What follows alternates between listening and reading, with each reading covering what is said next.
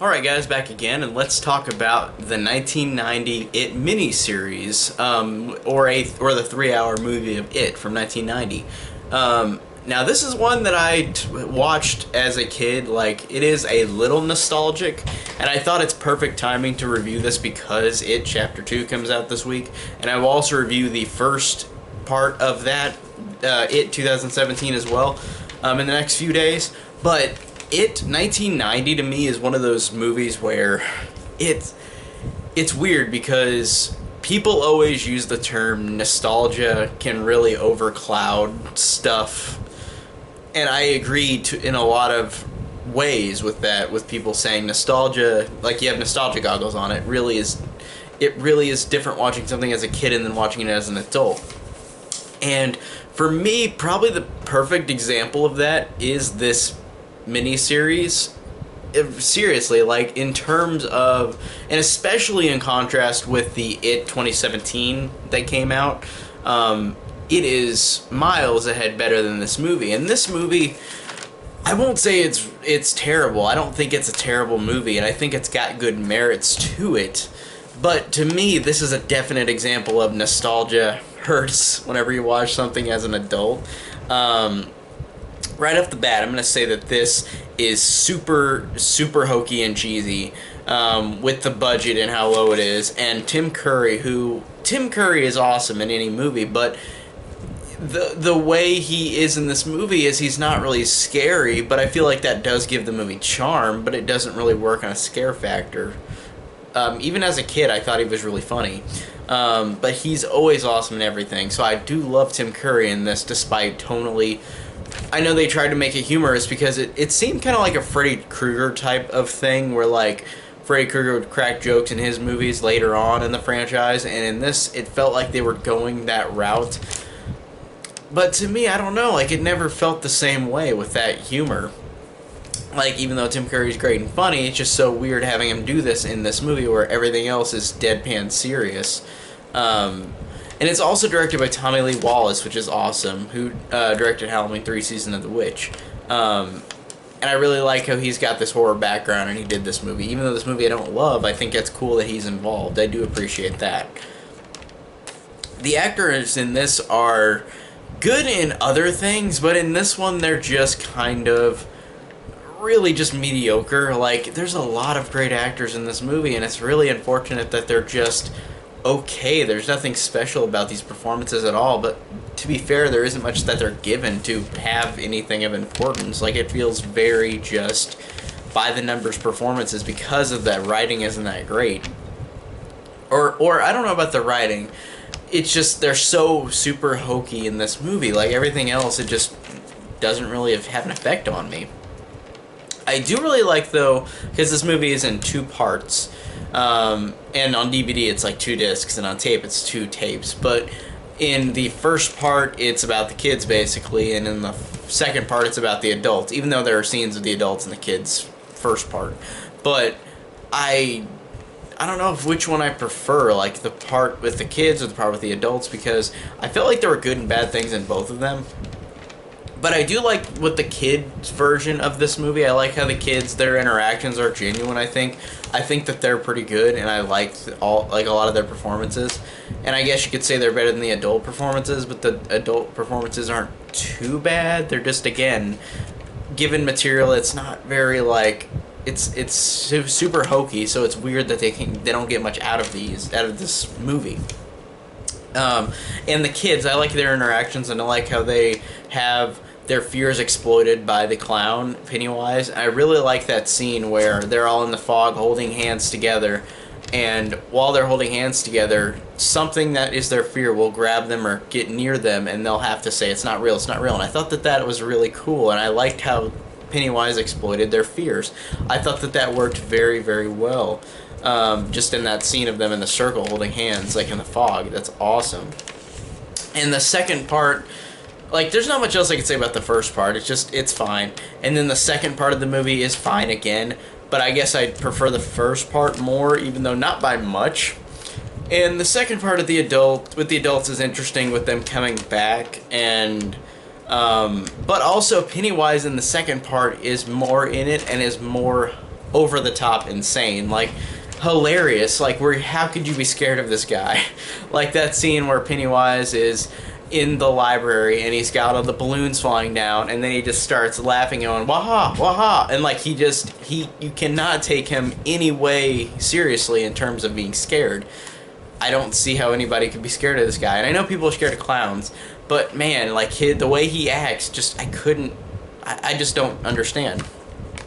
But again, I'm not afraid of clowns, so I'm not the person to ask that. But still, it's interesting that he's way more over the top in the second part.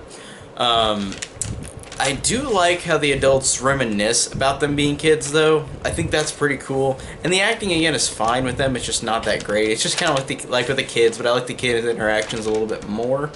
I do think that it is so dumb, and I think this was in the book too, and I haven't even read the book, but I just heard this. I think it is so dumb that the adults forget every single thing, and it's like a curse. Like they leave town and they immediately forget everything.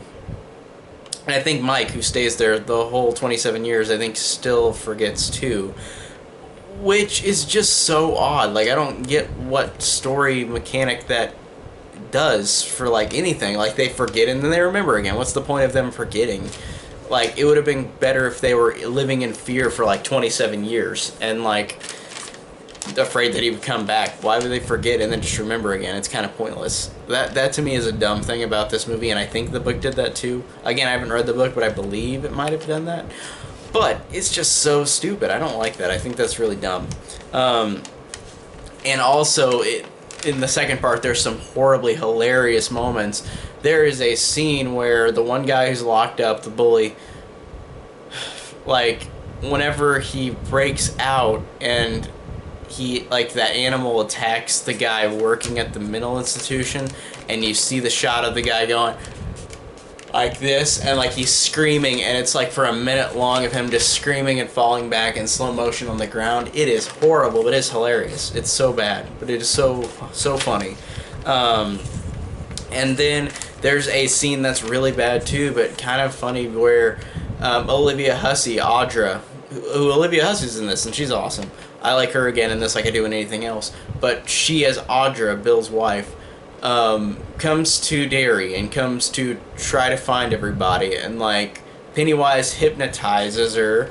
And he says, he just keeps saying, "Do you want it? Do you want it? Do you want it? Do you want it?" And he does it while it's showing her being hypnotized. And it's really silly and stupid. And I'm just like, it's just, why does he say that? Do you want it? I don't understand what that means. Because the conversation she had with the guy earlier, who's revealed to be Pennywise, was just that where they used to play. Like, I don't get where that "do you want it" line comes from. I didn't understand. And then we get to the ending, and this is why I feel like a lot of people despise the second half of this more than the first half, because of that giant, really dated spider scene where, like, Pennywise is a giant spider for some reason. And I think in the book they said, like, he's like an otherworldly being or something that, like, can transform into anything, and, like, it's just so, it's like it wasn't built up. There's, like, one scene where they're doing the fortune cookie thing, and there's, like, a spider leg come out of one of the fortune cookies, but that's not enough build up to have this spider just randomly appear. But to be fair, Stephen King, in a lot of his books and movies adaptations, it's like random things happen, like in Carrie, with her being able to have the rocks, meteors come from the space and go down to Earth. Like, it's established more in the book, but in the movie you just see, like, some things hit the house and the house burns down and gets buried, like that. Stephen King has a lot of, like, in the ending of the book or the movie, they have, like, a random thing that appears and it just happens, like that, like the rocks falling in Carrie, or the spider in this movie. It's so weird, and I'm just like, okay, there's a giant spider now. Okay. And again, I haven't read the book, so the book might be more elaborate, that I just didn't understand in the movie why there was a giant spider and why he became a giant spider.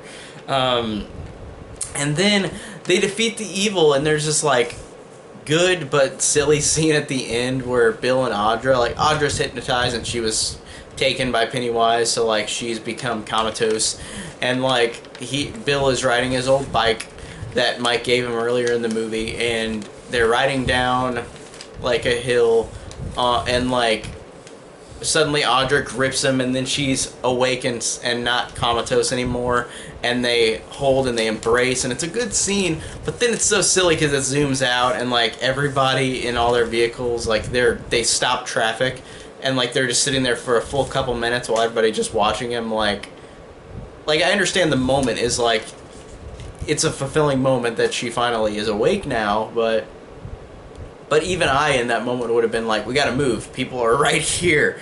Like, we gotta move, and then we'll embrace somewhere else. Like, I just thought that was really silly. But it was a good moment in a silly moment, if that makes sense. But this one, to me, is just one of those movies where nostalgia just... Like, I never thought this was amazing, but I liked it more as a kid. And watching it as an adult, I don't like it as much, but I still enjoy things about it. I think there's fun things about it. Tim Curry is so fun, even though tonally he's so weird in this movie. And I do like the interactions with the kids. The adults sometimes I like the interactions of, but I like the kids more overall. And I just think that this is a really weird mixed bag of a movie. And it's not one that I dislike, but it's not one that I love. It's just a middle of the road, like average, weird movie. And that's all I could say, because the remake from 2017, Part 1, is so much better, miles better. And this one is just, it's okay. It's an okay horror TV miniseries movie with a budget that's really small, you can tell. So, that is my review on It 1990 miniseries. And tell me down below what you think of this movie. Does nostalgia cloud you too, like it clouded me? Or do you just still love it? As there are a lot of people who still love this movie, and I'm not going to try to take it away from them. But for me, this one was just okay on rewatch. So, thank you guys so much for watching.